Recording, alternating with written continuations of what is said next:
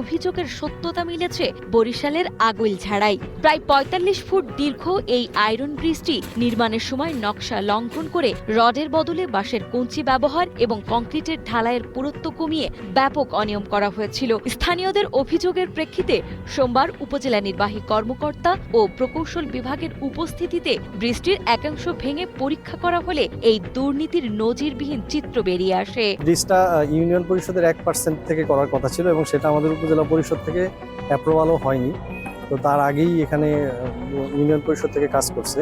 আর যেটা আমরা এখন ভেঙে দেখলাম, বাঁশের যেই কথাটা ছিল সেটা হচ্ছে আমাদের কাজ শেষ করার পরে বাকি অংশটুকু ওঠার জন্য অ্যাপ্রোচের যতটুকু, ওটা হয়তো এলাকার কেউ বাঁশ দিয়ে ঢালাই দিচ্ছে। আমাদের ব্রিজে সম্পূর্ণ রড রয়েছে, সুতরাং ব্রিজ এখন আর কোনো রিস্কে নাই। নির্মাণ কাজে রডের জায়গায় বাঁশের কঞ্চি ব্যবহারের বিষয়টি নিশ্চিত হওয়ার পর প্রশাসনিকভাবে ব্রিজটির ত্রুটিপূর্ণ অংশ ভেঙে ফেলা হয়। জননিরাপত্তাকে হুমকির মুখে ফেলে সরকারি উন্নয়ন কাজে এমন জালিয়াতির ঘটনায় এলাকায় তীব্র ক্ষোভের সৃষ্টি হয়েছে।